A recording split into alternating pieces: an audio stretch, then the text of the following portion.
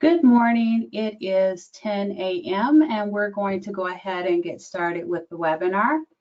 So welcome to the webinar, A Journey, Implementing a Vendor Self-Registration Portal.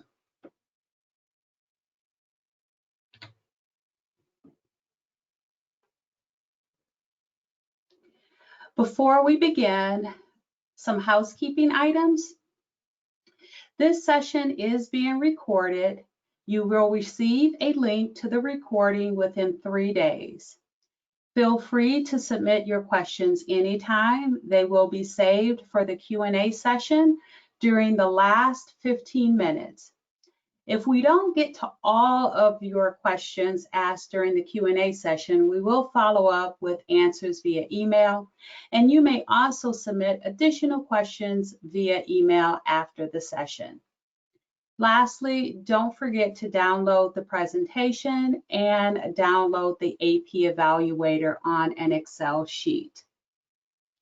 And I'm looking at my screen or the audience view, and I can't tell if you guys can see the screen. Can someone just put into chat whether or not you can see the screen?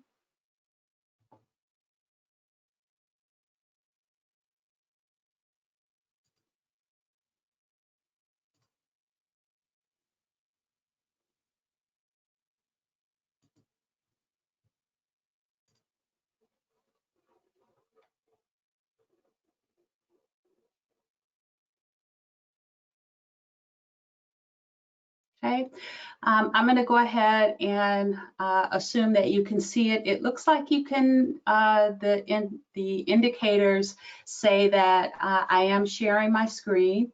I just don't see it in audience view. So if anyone at any time has any issues seeing the screen, please put that in chat and I will adjust.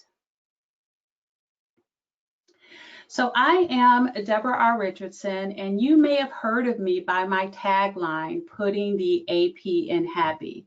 As a previous AP senior manager, managing a team of 17, processing over 2,000 vendor requests per month, I was responsible for maintaining 140,000 active global vendors across 7 different ERPs.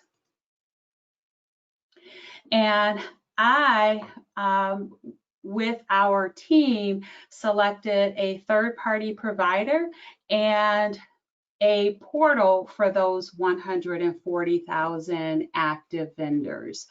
And designed, and then I later went to work with that third-party provider and design that same portal solution for other clients. And now I help my clients with cleaning their vendor master files in preparation for their portal or other AP automation projects.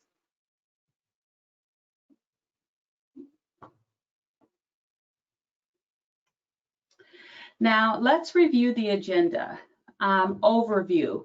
We're going to talk about why and the timeline, and then with the journey begins, we'll start looking at and evaluating how to evaluate third-party providers and building a business case. And then under continues, we'll really get to the meat of the project, as discussed based on company teams, where I'll talk about challenges and then how we overcame them. And then in completes, I'll talk about what to do just before go live and then after go live. And then I'll also include some tips based on what worked well for that implementation. And then of course, we'll have some Q&A. Okay. So we're going to get to our first poll question. Let me go ahead and launch that, which is, where are you in your vendor self-registration portal journey? Do you have a live portal? Do you have the portal project underway, which nowadays it may have gotten delayed or just postponed a little due to the COVID-19 pandemic? Are you in the process of an RFP or looking at third-party provider demos? Are you in the process of creating a business case or an ROI for your leadership to approve? Or E, you're not quite thinking about it yet? All right, so it looks like we've got about half and half. 50% have a live portal and 50% are at the creating a business case stage. So hopefully that's great. You'll both, and then those that are in between will also get some value out of this presentation. Okay. And let's close that. All right, so let's go to our first area or first agenda item, which is a journey and overview. So we're going to look at the why and then the overall timeline. So why a vendor self-registration portal? Well, really these 5 things. There's, of course, increased security. We were concerned with a reduction of fraud by increasing security around the acceptance of vendor supporting documentation. And at the time, the internal team members at that company, they were collecting the information the AP vendor team needed to update the vendor master file. And you know, how do we know if the internal employee received that documentation from crook.com? The portal provided authentication of the requester by requiring sign-in of the vendor, and then it also provided authentication of any internal employees by providing either sign-in or SSO, single sign-on for the employee as well. And then digital focus was a big one. We had expectations from our leadership to digitize using a variety of digital solutions, including AI and RPA, artificial intelligence and robotics process automation. And we did eventually find a portal solution that used AI and RPA to provide some of the validations and other features. And then we also utilize some digital solutions that we'll get into during some of the challenges. And then we definitely needed to standardize our processes. We had 7 different accounting systems and ERPs, 5 of which were in scope for the portal. But that really meant there were 5 different ways that our internal employees needed to submit a vendor add or change request. It also meant that there were 5 different ways for my vendor team to process those requests. Adding a portal would standardize all of those different types of requests into one. And then, of course, process efficiencies.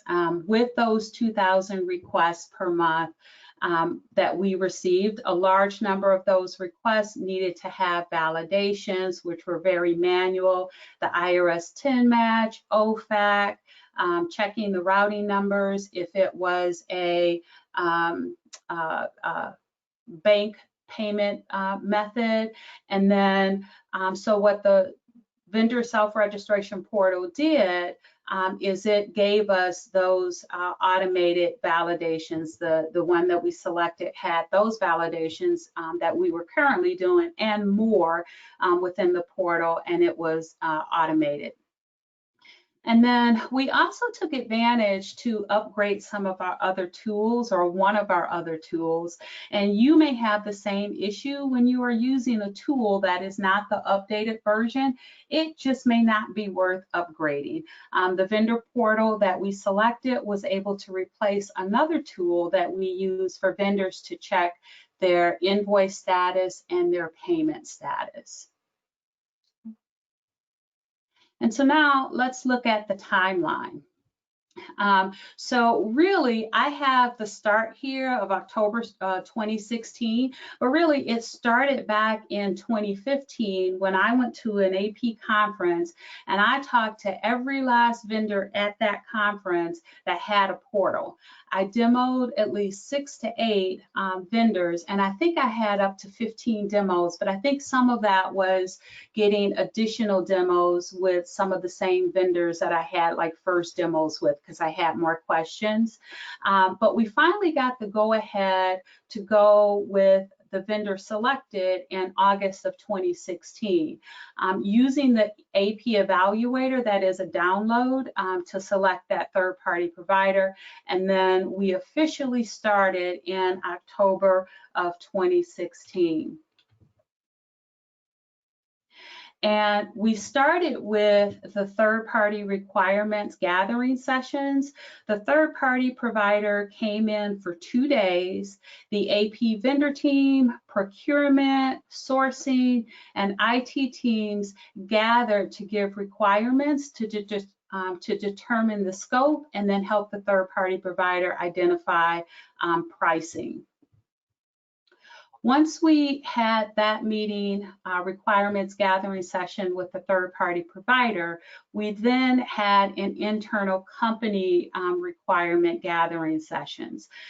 That's really when IT, procurement, sourcing, everyone that we had invited with the third party, they came in, and really it was for IT to get the information that they needed to integrate the portal with our ERPs.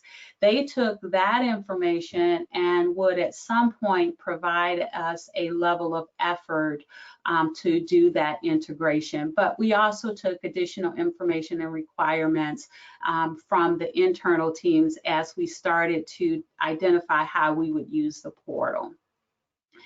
And then while we were waiting for our IT teams to come back with the LOE, we met with stakeholder groups internal to introduce the portal and also to discuss how the changes would affect their current process. And we also gather requirements that would not involve IT, only configuration of the portal itself. Now, I will say it did take a while, but it was very enlightening to talk with all of the key business partners or the internal stakeholders, because we found out a few things. We found out that, one, they had their own vendor portals, whether it was an Excel spreadsheet or a database that somebody had created, which was a little scary because then we had to make sure that the data was secure. And then we also found out that, you know, they never get rid of those documents that they collect from the vendor to send to the AP vendor team.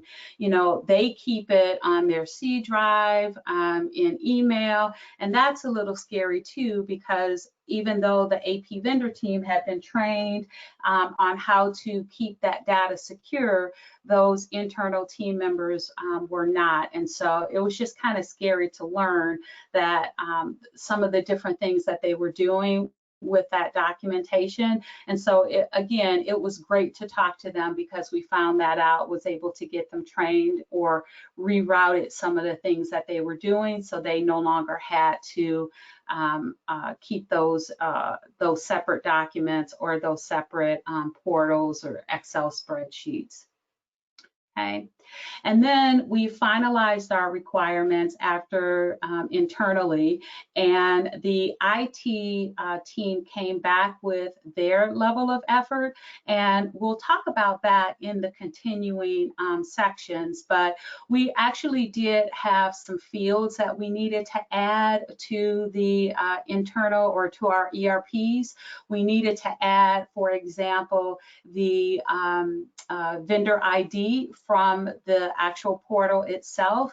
And so we needed IT to do quite a few things, and that was one of them. But we'll talk about that level of effort within the continue section, because that was a challenge that we had to overcome. Okay. And then the next thing, since we had all the requirements, we submitted our finalized requirements to the third party, to our IT teams. And then we took some time and did a global security and policy reviews, and we worked with that team, which was an important step since a month before our scheduled go live, GDPR compliance was required, and I think that was May 25th, 2018. So we actually did build that into the portal. And then the third-party provider came back with our finalized configuration. We did testing in the portal and the ERPs, and we will get into more detail in that as well. And then, of course, we had go live, and this was June of 2018. So you can see this was a fairly long process. This was, again, back in 2016, and I know that there have been some enhancements or steps forward so that it may not now take as long. There's been a trend to have less customization, and then also less IT involvement with some of the portals today, which really shortened that timeline. But for us at that time period, it was from October 2016 until go live June of 2018.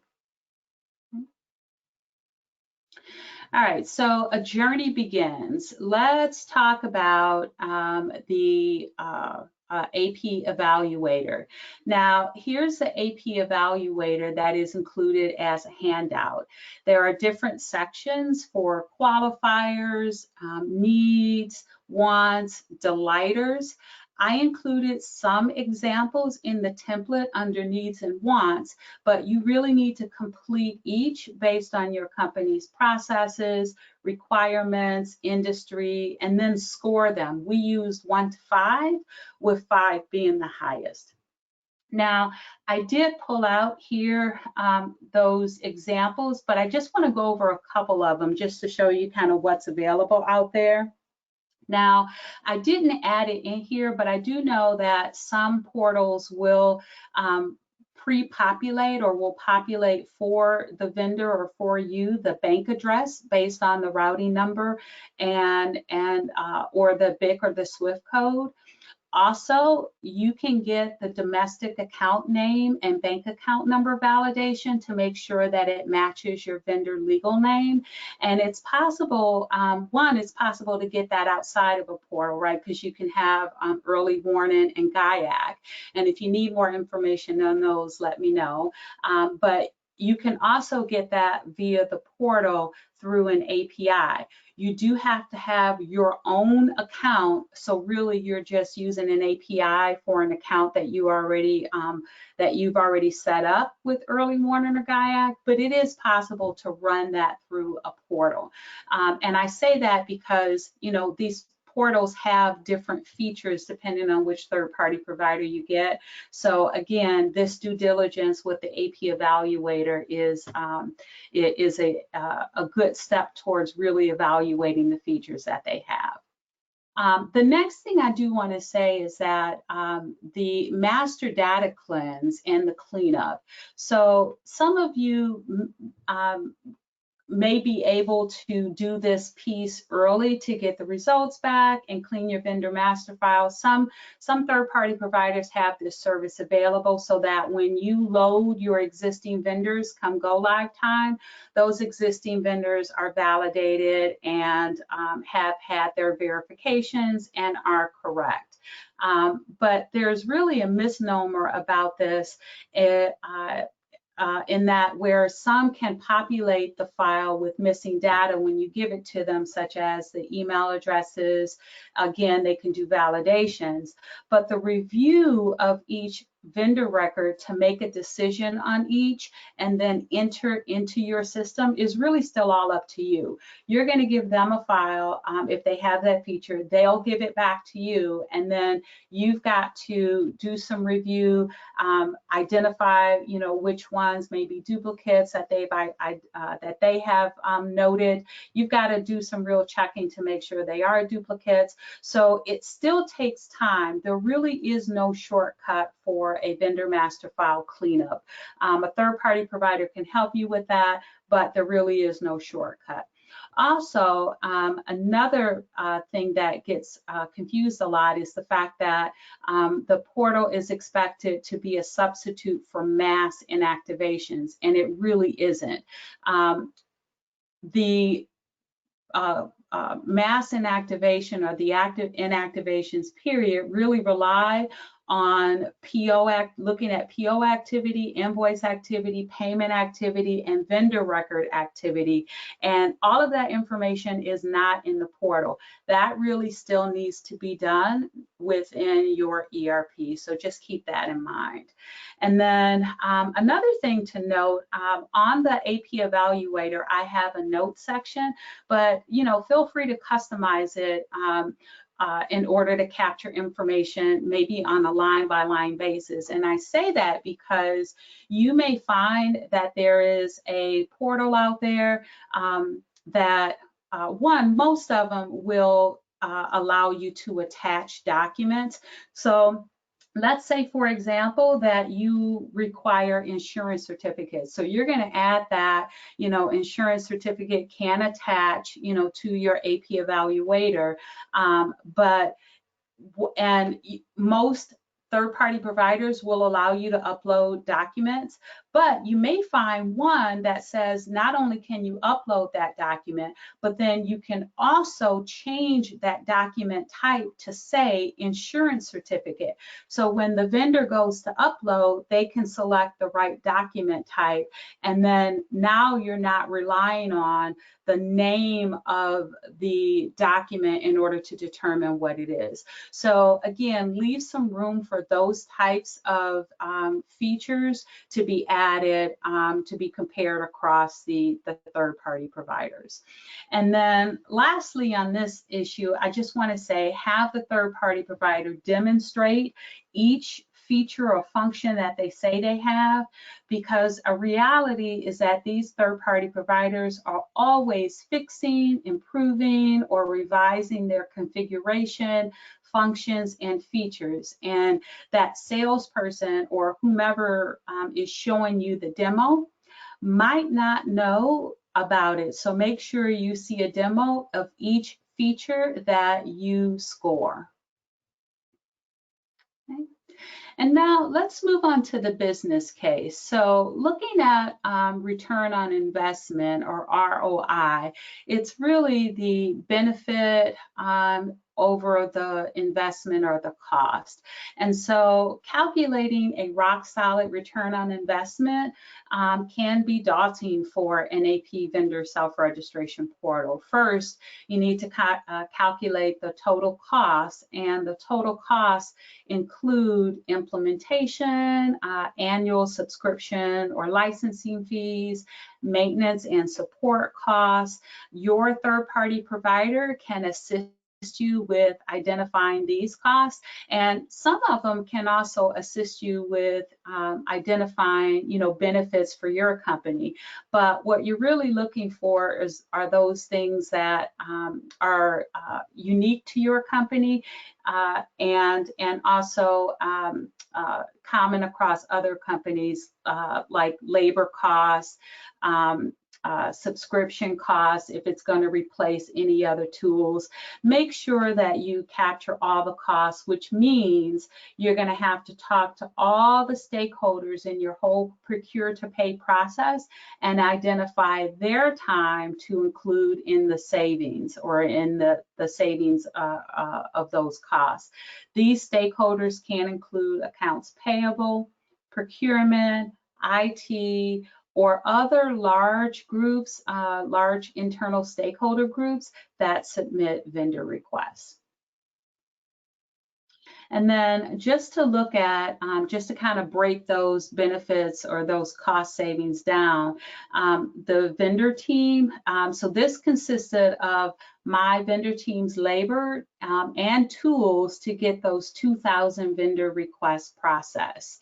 And it also, so it included, and I split out the labor for entry into the accounting system versus the labor for the validations, and then also the tool, which was IRS 10 check. I included that cost as well because we did use that tool for our validations. Okay. And then other employee savings. So requester savings is huge because you're now able to get those folks from having to gather W-9s, banking setup forms, whatever was required to add or change a vendor. And so their time is important. I mean, they really do count. Remember I said before in my experience, we had multiple ERPs. Our internal employees needed to submit the same request to multiple ERPs at times if that vendor was doing business with multiple entities. And those requests, those 2,000 requests that we received, they weren't all approved the first time. We actually had a 23% or so denial rate. So 23% of those 2,000 requests per month were sent back. And so that internal requester had to submit that multiple times. So you definitely need to make sure you include their time in your business case.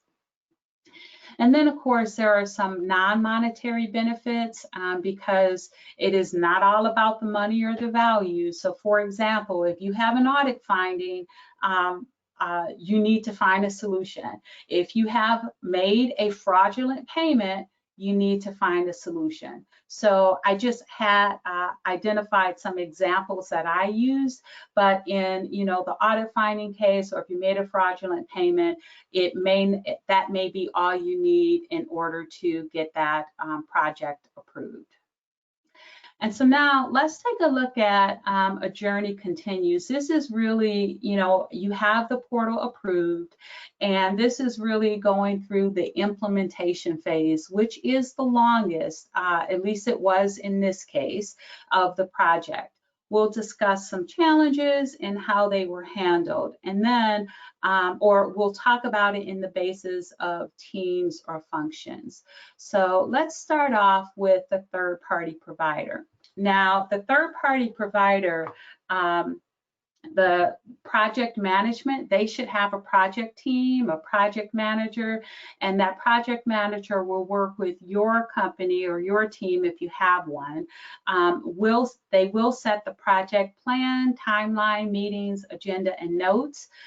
They'll also, which is key, identify the correct and right teams and or team members to be on the calls or to be involved in the project, because we know what can happen when you don't have the right folks on the call. It makes the project go longer, decisions aren't made as quickly, and so those project managers, either yours or the third party project manager, are really key in making sure you've got the right folks on the call. And then you'll also find the team member, analyst, or specialist from the third party provider that configures the portal per your requirements. And then gathering and configuring the portal requirements. One thing I'll say on this, because I could probably go all day in multiple webinars, is just do not make the portal too complicated. It will hurt vendor adoption. So keep that in mind as you're configuring the portal. And then, of course, they'll be involved in testing because they really need to provide testing of what they configured so that they deliver what you ask for. And then you will test it, which I have included in other slides for other teams, but you'll really go through a cycle of gather requirements, test, and repeat until you go live, and also beyond go live, and we'll talk about that as well. So vendor team management, I did want to mention that here because you do actually want to assign at least 2 people from your vendor team to the project. One can be a backup, and that's if in case one leaves before the project ends, then you have someone that can step in.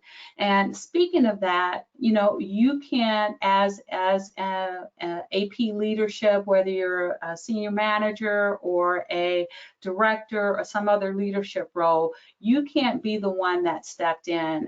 As a senior manager over global vendor maintenance, I still had a day job that I had to do. So I couldn't be that main project person. I think I was really classified as the project sponsor. So now let's look at the vendor team. So this isn't the actual logo that we used, but we did give it a logo. We branded it, we made it real, we gave it a name. I actually challenged a team member to create a logo. Once you create that logo, use it everywhere that you talk about the portal. The vendor team actually added it. We added it to our signatures along with project status updates. So whenever we answered a help desk inquiry email or we sent emails, we all had that in our signature so everyone was kept up to date if they read it. Okay. And then, of course, the vendor master file cleanup, we must have had a list of 75 projects, and in reality, about half of those got done. And we tried to do the things that we thought were most important. We tried to remove the duplicates, standardize naming conventions across those 5 ERPs, because unfortunately, that same vendor would be entered in different standardizations, since some of those systems we inherited and didn't really have that standardized vendor legal naming convention. And so we tried to make sure that we cleaned up the vendor master file enough that we can combine all of those vendors when we loaded them into the portal. Now, if you find yourself in that same boat for any AP automation project, I do have an offer at the end that you just don't want to miss. And then, of course, a testing team and assign a testing team and leads, and then involve your vendor team in testing and really train the team. Because one of the problems that we had is that, you know, the project was so long. We did involve the team in testing, but since the project took so long, by the time we went live, the team was really not as well versed on use of the portal. And these are the team members that weren't involved in the day-to-day testing. They still were processing, you know, those 2,000 vendor requests. So they just weren't, I guess, as familiar as we thought. In addition to that, we had made some additional revisions really close to go live after, you know, other team members found issues with the testing. We just made some changes that we didn't necessarily train those other vendor team members on. We thought they would be easy to pick up, but in reality, the team needed to be retrained. We also thought that giving them access to the test environment was training. It just was not the same. And on that note, some of the third-party providers will give you the option, you know, to go in and to test different scenarios within the portal. Make sure you take advantage of that. And this can also be prior to you know, really starting the project. So make sure you take advantage of that if you have that option. And then, you know, continuous training throughout the project for your vendor team is best. And then, so manual processes. I actually have a blog post on this. I actually have a lot of blog posts on supplier or vendor self-registration portals. If you want to go to my website, I'll show you at the end where that's at. But you may still need a manual process with your vendor self-registration portal. let's take GDPR for one, the regulation that provides individuals in the EEA countries the right to consent to use their personal data. Now, I'm not here to really talk about the law itself. It's complex. Each organization needs to interpret the law and its effect on their vendor maintenance processes and systems to remain compliant for themselves. But here is why it may matter for your vendor portal. Vendor self-registration portals typically require an internal team member, such as procurement, to start the vendor onboarding process by first creating the vendor record and adding the first name, last name, and email address of the vendor contact. Now, this personal data will be used to send the invitation to that vendor contact to complete the registration. So even though your vendor self-registration portal is used to collect vendor data for payment, the actual system of record will most likely still be your accounting system or ERP, which means that the contact may be entitled to opt out of the portal, but still be okay and required to be in your ERP, especially for those vendors that are an individual. You really need to check with your legal team, but keep in mind you may still need a manual vendor add and change process if that vendor contact opts out of being included in the portal. And I don't have time here, but email me if you like, and I can talk about how we handle that in our portal, handle that opt-out process. But again, due to privacy laws or other ERPs that may not be in scope, you may still need some manual processes. So make sure you update your desktop procedures, update your vendor instructions, update your forms, train your vendor team members if it's a change in process, and then communicate it to your internal stakeholders. Now, speaking of internal stakeholders, one of the biggest surprises that I had when working on this vendor self-registration portal project is that the internal team members can be the biggest detractors, and they will be. The internal team members have a relationship with the vendors, and they can introduce your portal as good or bad, no matter the functionality of the actual portal.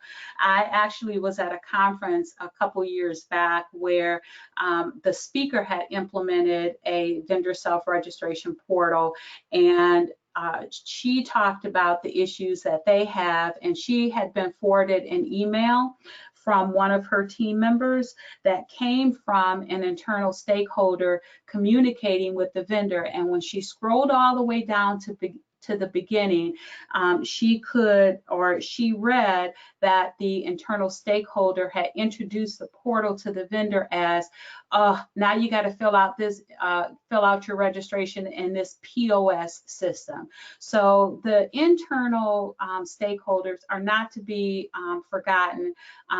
You need to include those stakeholder groups early on in the process using surveys, emails, other ways to keep them up to date. And one of the things that we did is we created something that we thought was fun, and so I want to. Hopefully this will work. It did work when I tested it. So let's see if you can hear this and see it. But this was a video that we created to introduce this to our internal stakeholders. We thought it was just fun. It's about 2 minutes long, and I will start it now. You may have heard that you will be transitioning to a new GVP. That stands for Global Vendor Portal. Let me tell you what's so great about the new GVP and how it will make your life easier. The new GVP provides a streamlined way of updating vendor information and of submitting vendor setup requests. Are you tired of being caught in the middle between accounts payable and the vendor? Now you can invite a vendor to join the Global Vendor Portal, and the vendor will take it from there. Entering their own information, uploading their bank details and documents, and submitting setup requests. What if the vendor cannot or will not self-register?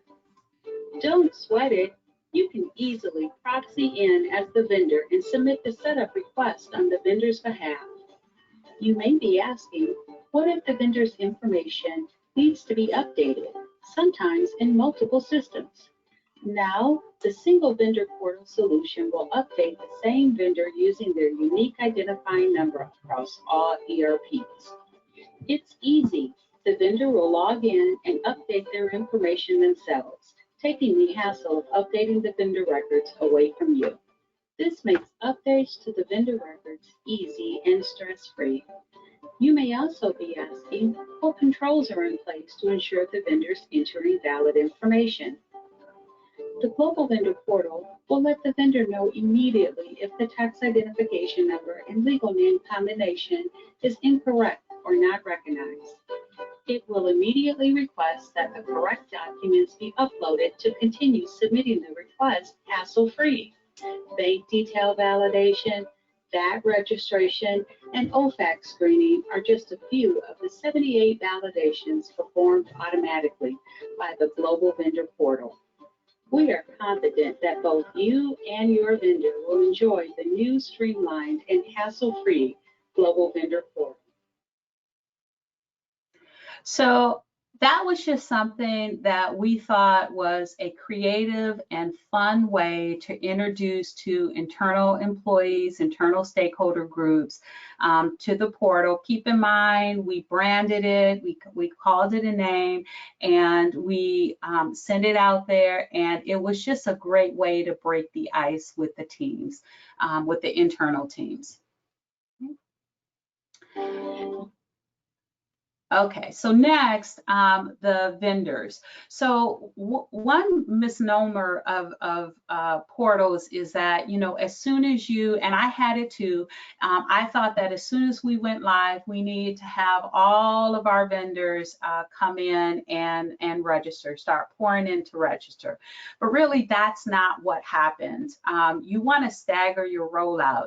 So you'll have existing vendors, you'll also have new vendors.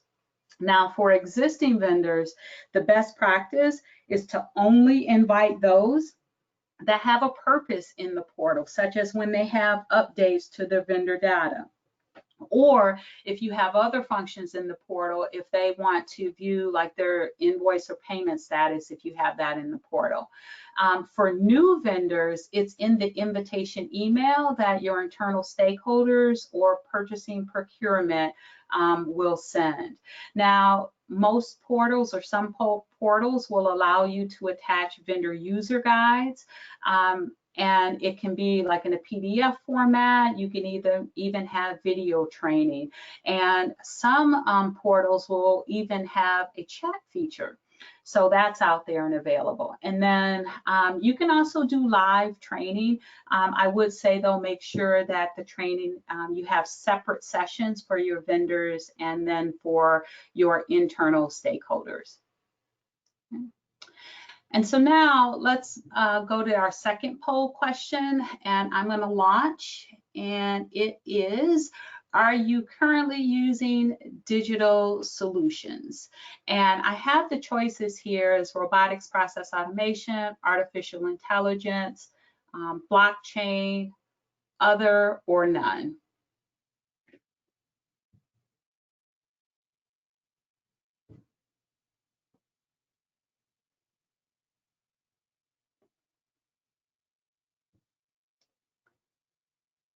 Okay, so got some nones. RPA, which makes sense. RPA, as long as you have a process that doesn't require decisions, only rules and different steps, then RPA is a good solution. So let's go ahead and close that, and let's move on to the next slide. And the reason I did that was because now let's talk about the IT team. The reason I asked for that poll at that particular time was because at the time our IT teams, they had to integrate, right, with 5 different ERPs. It means they needed to find a way for those batch files or APIs to communicate between the portal and the ERPs. And you know that capital projects and AP are typically not in the same sentence, although it may be a little different today following the pandemic and all those pain points are still fresh. Maybe we'll get more capital projects in the AP space, but at the time we were quoted like an insane number of hours that would have taken like 1 year of 7 IT folks working full time to do, and that was just out of the question. Nowadays, though, the trend is to require as little IT participation as possible, but the reality still is, if you're looking for a portal that will integrate with your accounting system or ERP, you really do start off needing your IT team, unless you don't. So we did come up with another solution. And so remember I said before that leadership tasked us with finding digital solutions. Well, this was the perfect opportunity. So these digital solutions in red is what our team came up with. And keep in mind, you know, digital solutions do not have to sit with IT. They don't have to be the one to employ them.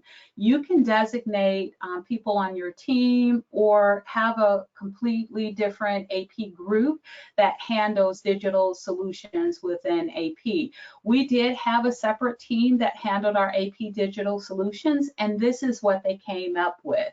So in order to get the historical load or the existing vendors into the portal, we came up with, or they came up with, you know, generating those files themselves. And we saved $325,000 in capital costs.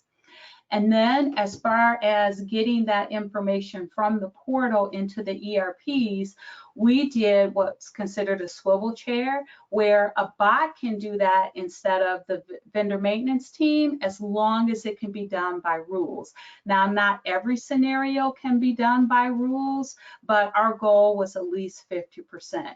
And then, of course, you know, we had to make sure the global vendor portal stayed in sync with the ERP automation. And so we had, or they set up daily, weekly validations, confirming that the manual swivel chair and the automated chair confirmations were completed, and that the two systems were, or the systems were always in sync. And so this is how we solved the biggest challenge of the project with digital solutions.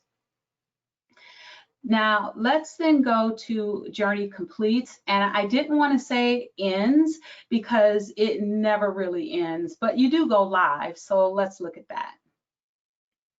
So some preparations that kind of learned as we went, maybe a couple the hard way, one of which was turn off your prior submission requests and only allow urgent requests a few days prior to go live, because you don't want, if you leave those, for example, if you have forms out there that maybe have been homegrown to some of your ERP systems like we had, if you leave them on, people will still use them. You also want to prepare for the first couple of weeks and let your vendor team know that you're going to have some increased hours. So get your schedules ready, maybe working 12 hours a day. We had enough volunteers that we didn't have to mandate, but we did work additional hours. And then, of course, I think I talked about this before, you want to make sure you remove and you replace your old form and policies. And then, of course, you want to communicate to internal stakeholders and groups that portal, and I'll get that corrected, that the portal is really going live, because you know with any project you always have that go or no go call. So you want to make sure that the stakeholders and your internal teams know that the portal will go live on the go live date. And then once you go live, your training, you want to make sure that you have it daily the first week or two, then weekly, then monthly. Make them open sessions so anyone can hop on and hop off as long as they have questions. Save time, have it at the same time in the same meeting information. And just keep in mind, you probably already know this, most folks won't read the emails, they won't read the instructions, they won't reach out until they actually have to use the portal. So it's nice to have that training option available and that call open for them to jump on if they have questions. And then there should be a hypercare period. So agree with your third-party provider to treat issues as urgent following go live, such as 2 weeks or maybe a month, and then be ready for workarounds. Unfortunately, you think you and your team have tested everything, every possible scenario, but you never can. So hypercare really binds your third party to treat your request as urgent. So any found issues during that 2 weeks or month will be resolved quicker than normal support issues. And then you do want to track your KPIs. Senior leadership is going to want to see this. So you want to make sure you track KPIs such as vendor adoption, abandoned registrations, the life cycle of vendor registration, which is or vendor registrations, which are or is the invitations sent versus registrations completed. And some of the portals out there will provide reporting so that you can just pull that information. And then I did vendor adoption as separate because it is part of the KPIs, but it really needs to be followed up on if the vendors are not using the portal. Find out why they're not using the portal. It could be, and this is a true story, our email went out with the invitation to register. It still had the test environment link, and we didn't find that out until we found that existing vendors who needed to make changes were logging in successfully and making their changes, but new vendors were not. We had they had separate email templates, so that was the reason why, and the one for the new vendors did not have the right link. And so it's important that you track that, and in our case, I think I assigned 1 or 2 people to track that vendor adoption. Which brings up another point. You know, a lot of employees are afraid that if, you know, you bring in some AP automation, that their jobs are going to be in jeopardy. And in our case, we were able to take them from the more transactional processing to more value-added tasks, such as this one. And then the third poll question, let's get to that, is your vendor master file ready for an AP automation project, such as a vendor self-registration portal, an e-invoicing system where you have to have, you know, a valid vendor list? Is your vendor master file ready for that?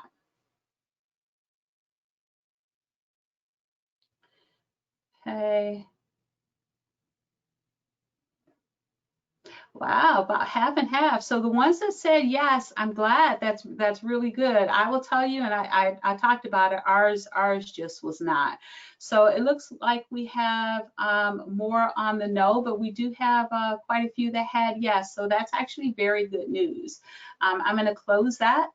For the ones that indicated no, and I know we're running at close to 11 o'clock, but or close to end time, but I do want to say really quickly that I do have, for those that whose vendor master files are not where they want to be, I do have a vendor master file cleanup service where you get an average of 50% reduction in vendor records, and it's high or lower for that if you've actually kept up on your inactivations and your vendor master file maintenance.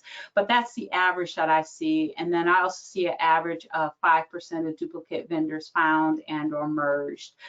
There is validations for the vendor data, including the addresses, the bank information, the routing number for the ACH and wire, and there is a secure file transfer.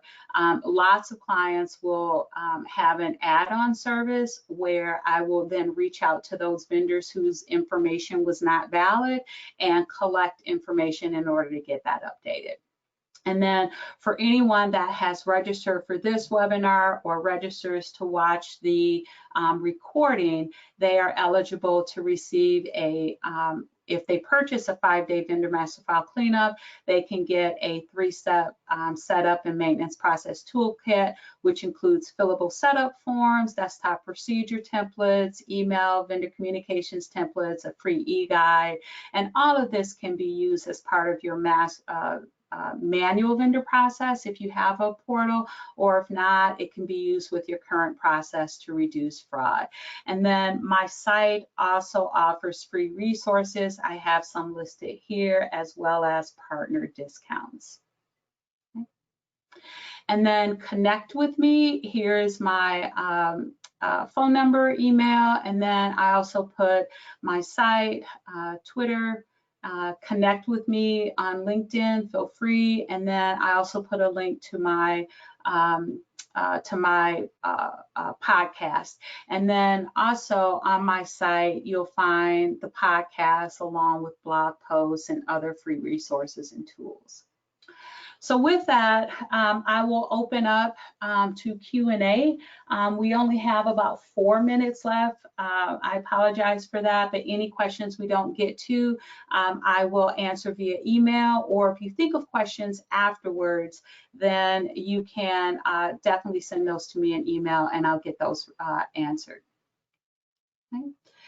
So questions. So we do have some that are all kind of around the supplier or the vendor adoption rate.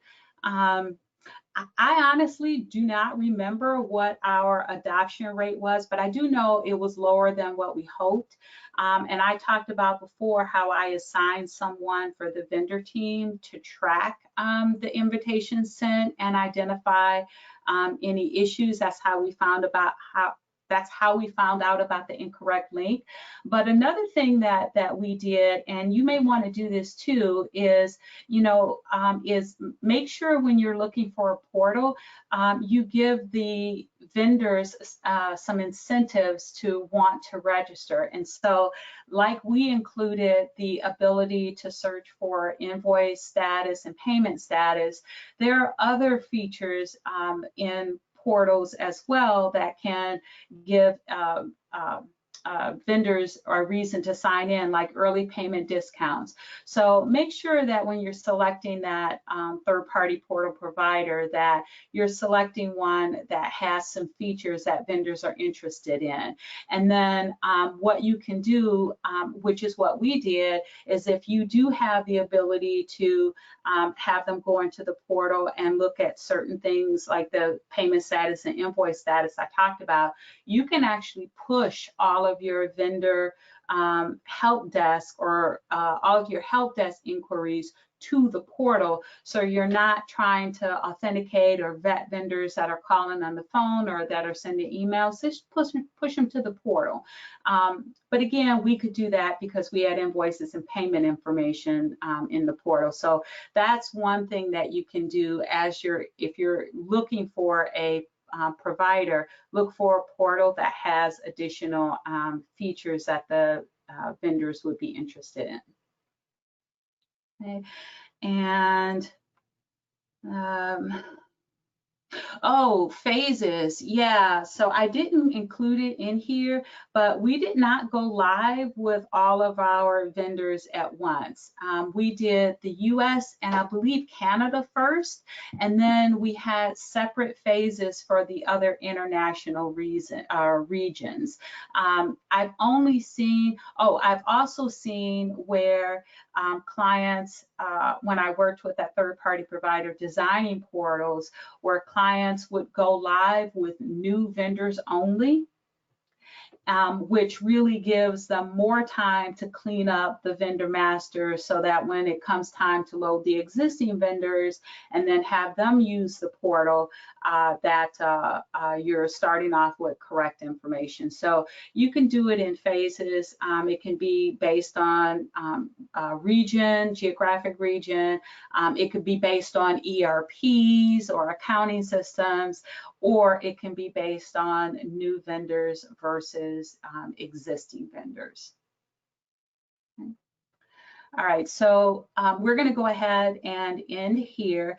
Again, if you have any questions, feel free to reach out to info@deborarrichardson.com, and those questions will be answered within 24 to 48 hours. And I do thank you for attending the webinar. This webinar is now concluded.